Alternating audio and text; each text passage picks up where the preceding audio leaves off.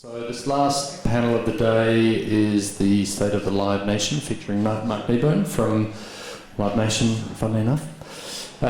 Before we get started, on behalf of WAMCon, I'd like to personally acknowledge the traditional owners of the lands on which we gather and pay our respects to all elders, past, present and future. I recognise those whose ongoing effort to protect and promote Aboriginal and Torres Strait Island cultures will leave a lasting legacy for future generations.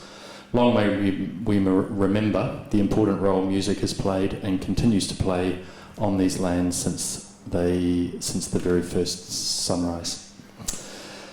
So just very quickly, a little bit about me.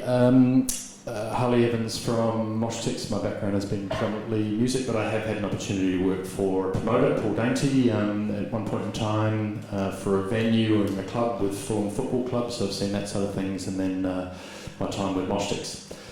More importantly though, Mark has just flown in on a Mercy dash, if you like. He was due to be with us a few days ago. We wanted to get Mark over to have a look at the lay of the land in Perth. He's not spent a lot of time here, and we'd mapped out some plans for him to go and visit a bunch of the venues here and get a feel for when Live Nation are routing tours and considering including Perth on those things. That we thought it would be useful for him to have seen some of the rooms that they're considering routing the tours through.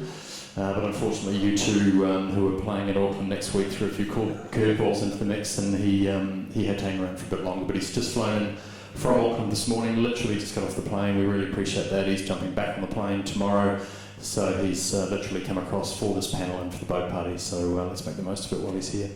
So introducing Mark, he's the co-head of promotions for Live Nation Australasia, based in Auckland. So Mark, you've got you were effectively an indie guy to start out. You run Laneway Festival in New Zealand for many, many years. Have run Isaac Promotions and a number of other entities, but really in the sort of the indie space. Do you want to just give us a quick rundown of how you got, from the start to where you are now? Oh, sure. First, hi. Thanks everyone for coming. I realise it's Friday afternoon. I started, like most people, I was in a band when I was a teenager, and then in the early 20s. And started a small indie label because no one would sign our band, and then started signing my friends' bands and doing stuff like making EPs, and it was all on CD and selling for $15 on the door, and you got them for free and all the rest of it, and we built that, and I started working for another record label, working with artists like Scribe and all these other kind of mid-2000s Kiwi acts that were doing really well. And I was a record label guy for most of my 20s, and then my late 20s, met a guy called Danny Rogers, set up Laneway Festival in New Zealand, and then suddenly I was a promoter. And then learned actually how to be a promoter over the next 5-6 years. So I was an independent promoter for 8-9 years, was buying a lot of talent off Live Nation. Live Nation took over what was then called Vector Arena in downtown Auckland, and decided to set up an office, and I was given an offer I couldn't refuse, and I've been at Live Nation for 4 years now. So I was running the New Zealand team, and then I've been running co-head of promotions for the Australia and New Zealand promoter team for 6 months now, start of the year. And when that offer came along from Live Nation, and you had that background and history of being an indie guy and known as being an indie guy, and Live Nation was probably perceived to be more corporate, if you like. Yeah, totally. What was what was going through your mind when you were thinking about that opportunity? I followed a friend of mine, James Browning, who's now a promoter at Live Nation, and also runs an agency called Niche. He was an independent promoter. I'd been buying his hip hop tours. We'd had a lot of success with Kendrick Lamar, A$AP Rocky, all these different acts. And then James moved to Live Nation, and then he was kind of my gateway drug. He was like, it's actually pretty good. They actually kind of leave me alone. I can actually just do my thing. And Roger Field, who's our CEO, was like, look, we want to set it up. We like working with you. And I kind of, to be really honest with you, I went, okay, I'll give it 2 years and see what happens. And after 2 years, I was like, actually, this has been great. I've learned a lot. And I wanted to learn how to do arena touring properly. I'd only done half a dozen arena tours, and every time I'd literally put my house up, and that was getting pretty tiresome. So I wanted to learn, how do you do arenas, how do you do stadiums? And then, I've now done, 50 arena tours since then, and half a dozen stadium tours. So it's been a hell of a learning curve, which is what I was after. Did you feel like you had to sort of adapt, or were you doing the same things but just on a bigger scale, or did you feel like you did need to kind of change your mindset and your approach from that totally background of the indie scene? Totally had to change. I always use the example. It's like, I don't know if anyone's ever been to Disneyland. You can drive like the go-karts around the track, except you can't smash into the other cars because there's a rail in the middle. So your car will invariably stay roughly where it's supposed to be going.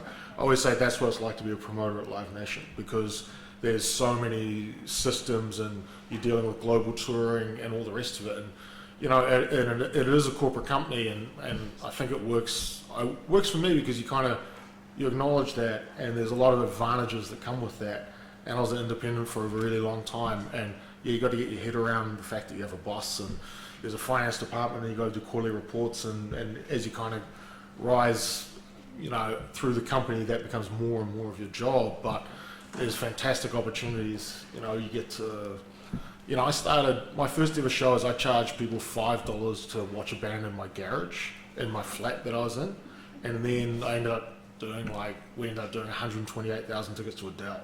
So that's like, it's pretty cool transition. But the neat thing for you though is you're still doing a lot of that smaller stuff. Yeah, you know, one day you'll be doing a club show somewhere in New Zealand or Australia, and the next you'll be working on the U2 stuff. So you've still got that exposure. And you have to keep yourself interested. Like this morning, I was at a stadium in Auckland with the U2 team, got on a plane to fly here, landed, and we had confirmed a Stereo Lab tour for Auckland. I was like, okay, great. You know, but that's the variety of what you do. I'm a huge Stereo Lab fan. I love them. They're playing 600 cap rooms in Auckland, but you know, that's what we're here for. You know, you got to keep your staff interested in all the rest of it. There's 10 people in that Auckland office, and they all work there because they love music. So nothing against Selena Gomez. It can't be Selena Gomez every time, even though I do love her. Yeah. And what's your sort of general take on the state of the market? So WA is a really interesting market because they've been through a lot of economic change as a state, if you like, over the last few years. But broadly speaking, when you look at the entertainment space, probably more at that sort of mid-range level as opposed to the stadium arena stuff. What are you sort of encouraged by, and where do you see the areas that we kind of need to double down in terms of solving underlying challenges? It's really interesting because I kind of take my history and with Perth has always been like an adversary for me, because I was based in Auckland, and until recently my job was to just get as much content into New Zealand as possible. So, which meant invariably I was fighting against Perth to get shows, because like everyone goes to Sydney and Melbourne, and until recently everyone would always put Brisbane into that routing. So, but bands usually don't have the time or the money to go from Perth to do Perth and Auckland. So I was always fighting the case for Auckland and Wellington, and someone else is fighting the case for Perth and Adelaide. And there's been a real huge change, as I'm sure you all know, over the last 5 years, where it used to be Sydney, Melbourne, then Brisbane and Perth, and then New Zealand. Where now it's Sydney, Melbourne, New Zealand, and then a considerable gap to Brisbane and then Perth in terms of tours being routed. And the reason for that is because the New Zealand economy, for whatever reason, and the whole scene has grown massively over the last 5 to 10 years, where Perth has obviously had its challenges. So we are obviously all committed to trying to do more in Perth, and it's got such a great history here, but it's not come to Perth, it's choose Perth over something else. And that's becoming more and more and more, whether it's, you know, putting something at Jackrabbits or at Optus Stadium. You know what I mean? It's like there's so much competition there, and I know it's really, really tough. And you talk about the venues, and presumably that's a really important piece for you guys in terms of knowing that there is a decent footprint of venues across a wide range of capacities across the state. We've seen some, you know, lovely new venues being invested in here in WA, for example, with Optus you mentioned, but, you know, Freo Socials just, you know, coming to light, and other bits and pieces. You know, that venue space, how important is it that we've got a really deep, that I guess the venue world is evolving, and that a good experience is being provided to the fan, as opposed to perhaps the slightly older style notion of just build something and people will, you know, turn up to what they're told to turn up to? Well, people's expectations on venues now is so much higher than it used to be, whether it's music, sport, whatever. And Perth has an amazing set of venues, so it's lucky because it has much better venue selection than Auckland does. On par, if not better than Brisbane. It's only behind arguably Sydney or Melbourne, which obviously has twice the population. So that's not the issue. It's obviously the geography, the economy, and all those kinds of things. And just Perth is the touring, especially large-scale touring, is getting more and more expensive to do, as I'm sure you all know. It's like an arms race now of production. Every band is bringing, it used to be 2 trucks, now it's 8 trucks, and it's 14 trucks worth of stuff, and all the rest of it. So as those shows get bigger, they can play less shows, because you just can't get everywhere. And artists won't compromise. They're not bringing a B show to Australia or a C show to New Zealand and stuff like that. So it's not about the venues. It's about the time that people have. So it's about making the most compelling case to make it work. But that said, our business, Frontier, Chug, Dainty, Handsome, everyone, it doesn't work if those venues don't exist. So we have to support those venues. We have a moral and a business obligation to support those venues. So we're all trying to push as many shows, and we're in the business of selling tickets. We're trying to get as many of those out there. It's just incredibly challenging. What are the things that, in terms of being able to control the things that they can control, what are the things that the venues need to kind of nail if we were just to sort of hone in on that sort of stuff? Presumably, if an artist has a dreadful time, that probably gets back to you guys. If the venue facilities are poor, if the fans are complaining, all those sorts of things. If there were 2 or 3 things that, an 800 or 400 cap venue were going to nail, what would they be from a promoter's perspective? That people want to go there every time. Bands, it's great that bands love going there, and it's great that it's easy for the tour reps and production to get in and out, and it's all those things. But if people don't want to give $49 to go see a band in an 800 cap room, it won't happen. Like there's a venue in Auckland that I won't name that's an 800 cap room that we can't use basically because people just don't want to go. Like it's badly designed, toilet facilities are awful, all these kinds of things, and unless it's like mumble rap, we basically don't use it. You know what I mean? So you can't, they put bands in there, it's just awful. So that venue unfortunately is going to close, but then fortunately it's being bought by someone else who's going to refit it as a new venue. But the number one thing, and then daylight to everything else, is that people want to go, that you've created a space that people feel comfortable in. Like I drill this into my staff all the time. You are asking someone for $30 or $40 or $50, but more importantly, you're asking them for 4 hours of their life. So they have to be, especially as the audience gets older. So the show has to be comfortable. People have to enjoy going there. They have to be able to get a drink and not be oversold. All those kinds of things. And like a bit of atmosphere, easy to get to as well. But it's about creating an experience that people want to spend a night or an afternoon or whatever. What are some of the other things that you guys are wrestling with these days? Something very topical for the last sort of 18 months, couple of years, has been the secondary ticketing market, which affects certainly the top end of town, but it's starting to creep down into some of the smaller shows. Wherever there's a sold-out stamp, you're going to encounter issues with the secondary market. How's that kind of affecting you guys? And are we seeing the light with changes to Google paid ads and some of those sorts of things? Viagogo not having the reach it did, it's great, but like the secondary market worldwide is worth $8 billion, including sport, which is terrifying. So there's a lot of money there, and we as an industry, and I mean we as in everyone in this room, we need to figure out where that $8 billion is coming from, and it's mainly coming from us only willing to charge X, but the audience willing to charge Y, and we don't want to put the prices up for a whole bunch of reasons on tickets, and artists don't want it, and managers don't want it, and that's fine, but it does create a gap in there, and people will exploit it. So it's a hard one. Yes, Ticketmaster, which is a Live Nation company, did have a platform that works across that.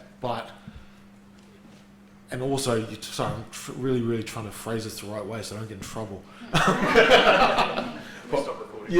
also on top of that, if Bill buys a ticket to Red Hot Chili Peppers for $99 and can't go, Bill should have the right to be able to sell it again. So it's finding that balance between getting scalpers out of the market. We don't want someone buying 100 tickets on day one, waiting 3 months, and then selling them, at 300% markup. But at the same point, if you buy a ticket to to go see the Auckland Breakers basketball team for $50, and you and your kids can't go because your kid's sick, then you should have the right to be able to get rid of it again. So it's finding that balance, and that's for all of us, from the artists through the venues, through the ticketing companies, promoters, everyone. I feel like it makes things a bit easier if the primary company can offer the secondary option as well, so it's all tied into the same system. People should be able to go back to where they got it from, and and either get a refund or resell it or something along those lines. Yeah. Just chatting about artist development, I suppose. So you've done a lot of that stuff. What was your kind of approach when you were trying to develop someone from scratch or from some starting position? Did you have you customised it depending on who the artist was, or did you have kind of a templated approach to it? We still do it. Yeah. Last night we had a sold-out show at a venue called the Tuning Fork in downtown Auckland's 380 cap club for a band called Daffodils, who are a young kind of indie pop band who we love. And we're always trying to pick up local talent, New Zealand talent, Australian talent. We've got a long history of promoting Australian acts into New Zealand, as well as developing New Zealand acts. So it's always been a passion. It's like, first time Courtney Barnett played, we did 200 tickets at the King's Arms in Auckland. You know what I mean? The last time she came through, she sold out 3 theatres in Auckland. You know what I mean? And so it's about finding acts that you're passionate about and have the right team around them. It's like, does the manager get it? Are they in this for the right reasons? Can you sense those kinds of things? I've always been really lucky that Laneway is an amazing platform for that. So it was a really great way to introduce a lot of bands, particularly Australian talent. A lot of those acts, that was their first show coming into Auckland, even Tame Impala and stuff. You know what I mean? It's the first time they touched down and played was through that. But developing acts is incredibly expensive, takes a lot of time, and most of the time doesn't work. So you really have to believe. And the same, I'm sure there's managers here and agents here and all the rest of it. It's the same thing. It's like you find something you believe in and you back it, and you've got to accept that it's going to take more than a couple of goes to get it right. But, if you can crack it and that loyalty stays there, then it's amazing. And in reality, how many acts can you be working on at any point in time? Not that many. Yeah. And promoters were not really known for it, or especially a company like Live Nation in this part of the world. We don't do as many local acts at 200 cap as say Niche or Select do, or some of the agents here. I know it's different in Australia. There's a lot of self-promotion, Village Sounds and stuff will build that, but there's 11 promoters at Live Nation. We're probably working on 12 to 15 developing acts between us all, across Australia and New Zealand. Actually maybe slightly less, which isn't a lot, but it's a lot of time, and it's that whole thing of, I could be working on Daffodils, which I am now. We're rerouting a tour, East Coast of Australia, blah, blah, blah, 7 shows for end of January, or I could be trying to sell the last 10,000 U2 tickets for next week, which we're also doing. So it's finding the balance like any business, And tell us a bit about that discovery element in terms of how those 15 acts that you're working on, how did they get onto the ladder?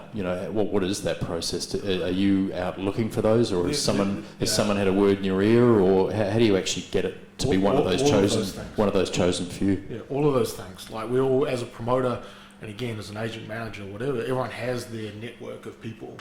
I don't have time to sit around and listen to new music as much as I'd like.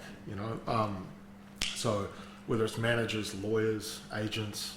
And you have your relationships with people that you trust and they trust you, so they'll give you their baby acts and go, I want you to, put them on this tour as a support, or do this, and so it comes from everywhere, but and you have your staff that you trust as well, or, it's, and I found Daffodils, the band, last night, who we really believe in, because my sister-in-law works on a thing called Smoke Free Rock Quest, which is the biggest high school band competition in New Zealand.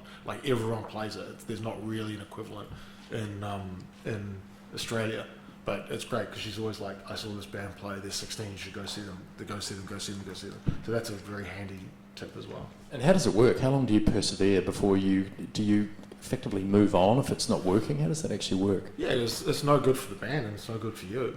I'm a big believer that the best careers are made from everyone getting something out of it and everyone having a common goal and achieving that. So if you're putting up shows and they're 25% full, there's only so many times you can do that before everyone looks around the room. It's like, well, what are we doing here? So you've kind of been through the whole gamut yourself. You've been in bands and you've managed bands and you're doing what you're doing now. Beyond that basic principle of just writing great songs, if you were starting out now, what is it? Is it about who you're networking with, or how do you get that early door-opening opportunity? You just have to be, as cheesy as it sounds, just have to be awesome, and be really good at what you do, because there's so much good talent, but they're now, even compared to 10 years ago, and I'm sure you've seen this as well, there's so much amazing industry talent now as well. You know, like whatever the version of the MMF here is, developing managers. There's so much more industry here now, and in New Zealand as well, and worldwide, where, you know, dedicated for developing acts and bringing them through, and so many more festivals and all the rest of it. But everyone's starving for content. So the thing is, like, you know, all the festivals, everyone needs good acts to play. There's so many bands touring. Everyone needs a support act. Everyone needs these things. Triple J needs good songs on its radio so people will listen. So I think you can easily get wrapped up in, I've got to do all these things. It's like, look, the number one thing you need to do is be an awesome band, and everything else will fall into line. And you're lucky that you're in Australia, because there are so many good young managers, and now management companies, whether it's Unified or Spinning Top or whatever, that are bringing other managers on and developing executive talent and industry talent along the way, and so many good labels that you know, it's a lot easier now than what it was even 10 years ago, let alone 30 years ago, where, you know, there's 4 people who could make your career, and, you know, and if you didn't, or if Richard Kingsmill didn't like your song, that was it. You know what I mean? Where now it's like there's so many different ways to break, which is great. And compared to the old days, it does seem that the artists have the ability to almost build their own audience themselves rather than relying on management and some of those sorts of things. When you were starting out, audience development was probably quite a manual sort of process. You almost hoped that the people that saw you at that bar last Friday would remember to come and see you, whereas now the ability to develop followers and get them on the hook. So is that something that would come into your thinking in terms of how you take a bit of control over your own audience development, you know, priorities, and collecting data points wherever you can and some of those sorts of things? Absolutely. Like, people, we look at Spotify streams, we look at YouTube plays, we look at all those things just like any other company does, because it's good data, but it's only one of the things we look at. But, you know, if you can be smart about those kinds of things, absolutely. Like, you want to give yourself the best shot, but yeah, it's not the be all and end all. It's just an incredibly handy tool. Yeah. Tell us a bit more about the festival side of things. So, you know, is it the case that if an emerging artist can get themselves onto a festival, even if it means they don't get paid? I mean, what's your view on that? Should you be, how big a vehicle is being on a festival lineup for an emerging artist? You should always be paid, no matter what, just as a rule. And there are some festivals that don't, which is morally indefensible, is probably how I describe that. But you know, and you should always stick to your guns on that, because it's the same with support tours. Happens all the time. Even if it's $50, it's the principle. You should be paid, you know, for your art and what you do. But, you know, like, festivals can be an amazing tool to break. You know, a lot of acts broke out of laneway into New Zealand, like using examples like Courtney Barnett, Tame Impala, stuff like that. Hermitude as well. Just trying to stick with my Aussie ones. But also, you know, using New Zealand as an example, so many acts broke out of things like Rhythm and Vines, and now there's other festivals like Bay Dreams or, you know, or whatever, you know, in New Zealand. And here it's like there's a festival. It's becoming like the UK. In the summertime, there's a festival every weekend. You know what I mean? So if you can go out there and, you know, and play a great set, and to an audience, it becomes, it may not be like a magic moment, but it gives you that bit of momentum and all the rest of those things, and gets you another festival, another festival, another festival, another festival. You know, and that's what it's all about. I mean, some of you may remember a New Zealand band called the Datsuns that, like, for a couple of years did really, really well back in the early 2000s. And talking to them about, they played Meredith, and they played like 10 p.m, was pissing down with rain, and they came out and played the set of their lives, and like that was it. They were able to tour Australia for the next 4 years, because everyone walked away from that going, man, that was one of the best things I've ever seen. You know, it happens. So how long has Laneway New Zealand been running now? About to do the 11th one. 11th, yeah. And so when you did the first one, what sort of numbers would you have had at that? Can you remember? 3,000. And now you're up to it's close to 14, 15. Yeah, You've got the sold out Stamp Up now with the new venue and some of those sorts of things. But can you just tell us a little bit about how you approach constructing a festival lineup? Are there bands that you try to fill in terms of emerging, or people that are radio friendly? How do you actually approach the creation of it? You take a step back from there, and I was having this conversation with someone yesterday. It's what's the festival about and who's it for? There's so many festivals put up now that are just, it's a poster with some names on it and a couple of beer logos along the bottom, and that's the festival. And it's like, and most of them, like 95% of them fail because, you know, festivals work because people buy into them, and they buy into the identity, and this is the ones that work long term.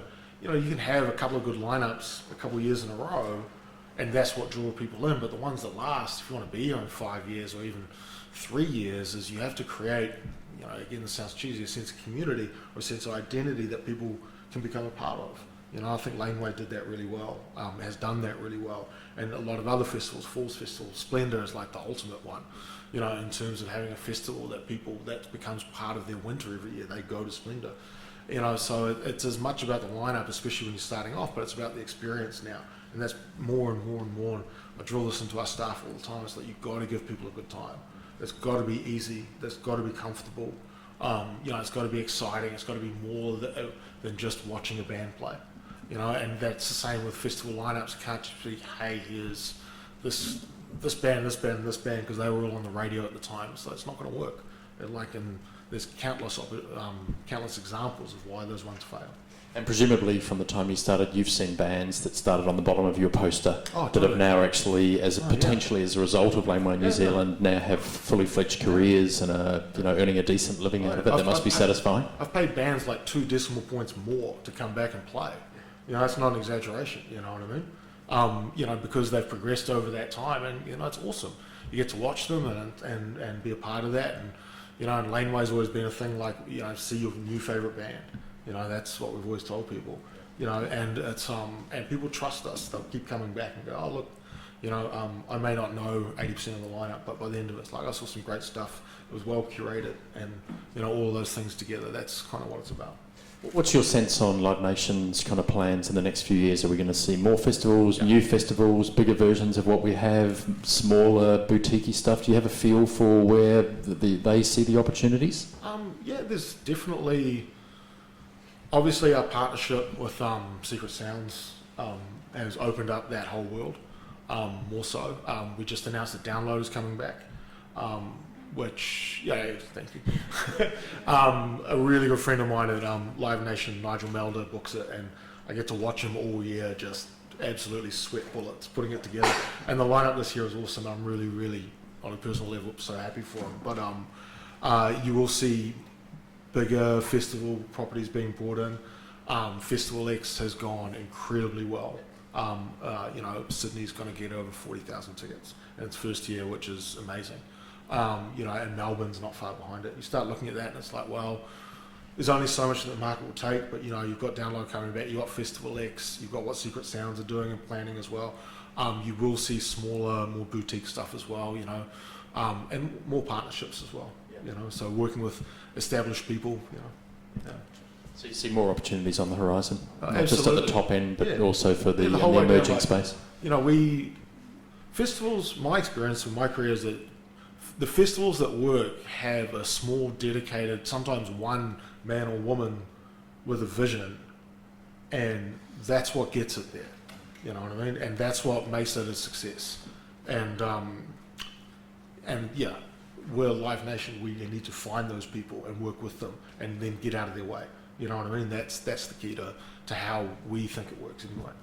Yeah. I'm conscious of leaving a little bit of time for questions because it's a relatively short window we have for this one. I just, in terms of the progression that you've made from when you started out to where you are now, you must find yourself in compromising situations where you're having to kind of make decisions where you know people's livelihood and there's lots at stake and some of those sorts of things. How have you kind of found that transition from the smaller stuff? Presumably your value set would come into play in terms of what you learned early on, and are you still able to fall back to that when you're dealing with some of these larger challenges and opportunities? That's a really hard question, and the answer is it can be really challenging when you're putting together, suddenly you have your hands on a lot more budget and stuff, and you know, I'll use, say, marketing as an example. We're one of the biggest entertainment, if not the biggest entertainment spender in Australasia for marketing. So you look at, there's so many small 1-person, 2-person outlets that are being run that were started as passion projects and they're trying to develop into businesses that need spends on tours, that need spends on festivals and those kinds of things. And I genuinely believe that we have an obligation to help those people. So we set aside budget. It may not always be the the 100% best thing for that festival brand, or not the best thing. It'll be the credible thing, but maybe not the best commercial outcome. But we have to support those people, and we have to support, smaller production suppliers or other drivers or all those kinds of things, because we exist in the ecosystem. And these aren't empty words. Like, we do this all the time. We have to pass that around. Everyone has to be able to work with Live Nation, because we need to be able to work with everyone from a 180 cap club in Wollongong through to working with JPJ across a stadium tour. It's the only way that we will survive. It can't be just us and that PA company and those venues left at the end of it. That's not a business. It's not an industry. There has to be multiple people. But also in the same way that there has to be multiple promoters. Yeah. And so if Mini Mark approached you now and said, Dad or Mark or whatever I want to call you, I want to get into this game, I want to make a career in this industry, if there was a lesson that you would, hand down, I always thought, having worked in New Zealand, which is a pretty small place, that if you burned a bridge, you were going to have to carry that with you for the rest of your career. So that was always my thinking, that just, never do wrong by people, because it'll come back to hurt you. But what's your kind of overriding, reflection? 100%, yeah, 100%. Like, one of the best, is you're only as good as your reputation, and reputations are really, really, really hard to build and very easy to set on fire. And so you have to protect that and guard that. And I'm really glad that in my 20s and 30s I kept that, because that's kind of how I ended up where I am now, in the fact that people trust you or will give you their projects to execute and put on. But also it's like, and that gathers steam internationally, and like, you do things and they open up doors and they open up doors and they open up doors, and that goes all the way back to putting bands in your garage for $5 through to, I got to do one of the coolest things of my life in Korea last year. We did the Farrows Festival just outside Auckland. Farrows Festival is an artist called Childish Gambino, and we got a giant inflatable dome and put it in a forest in the middle of nowhere, and then put visuals all along the roof that Weta designed and all the rest of it. And over 3 nights in the pissing down rain, put 3,500 people in there, and Gambino played to this full audio visual kind of spectacular. And it was the hardest show I've ever done, and it was really, really trying, but all the steps that led to that were doing something and doing it well, so someone else trusted you, and then doing that, and that's then opened up more doors to introducing new festival concepts into New Zealand for next year and all these different things. So one thing begets another, whether it's positive or negative in this industry. And I like that. I like the fact that, success begets success. In terms of anyone that perhaps mentored you early on, did you ever get a piece of killer advice where you just thought, oh God, that's just so... I remember Ian McGann, who you and I both know well, very early on just saying to me, don't forget the fan. And I just remember thinking, that's so simplistic. I don't get what you mean. It was only later you realise you can actually forget about the fan with all the other stuff that's going on. But is there anyone that you kind of were able to sort of... I remember my best piece of advice really vividly. There was a guy called Mike Bradshaw who used to run Sony, then managed Crowded House for a long time. And I was having a tough time with a couple of problems, and he just goes, just remember, everyone tells you life is short. It's not. Life is actually really long. And you should do the harder thing and do the better thing, because it pays off. And he was absolutely right. It's the best piece of advice I've ever been given. Yeah. Cool. I think we're due to finish at 4:30, but I wanted to make sure we gave you guys a chance to ask any questions. If anyone wanted to ask anything of Mark, we've got one down the back.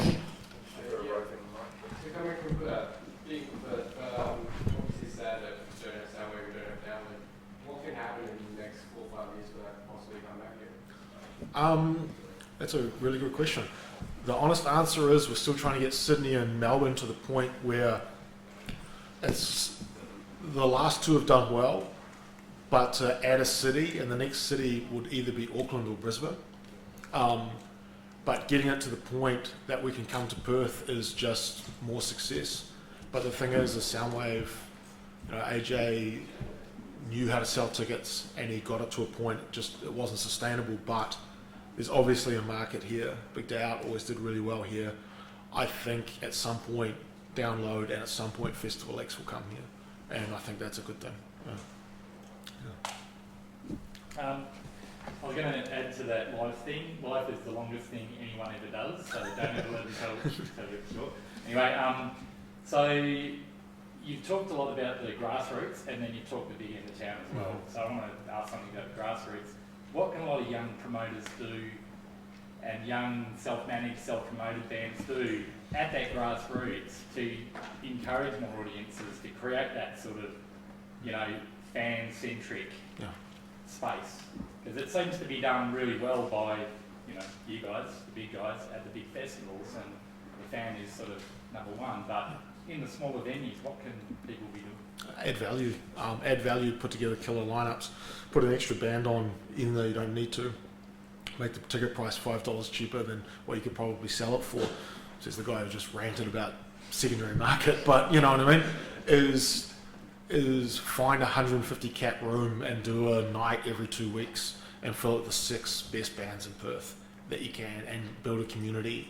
Because if you can build that, people will come to it. Because everyone in this room loves music, whether it's drill rap or metal or classical, Niles Fram, whatever. You know what I mean? We're all here because of that, and we all want to share that and be a part of that. So it's creating those spaces, regardless of where they are. That's it's giving a home to people's passions. That's what works. Any other questions? No one wants to ask me about why we're evil. 4:29. Mark, thank you very much for flying over from Auckland this morning for this session, and to joining us on the boat this afternoon. And then, like, some of the people here will be around and can come over and ask a few more questions. But it's been terrific having you here. Please, thanks.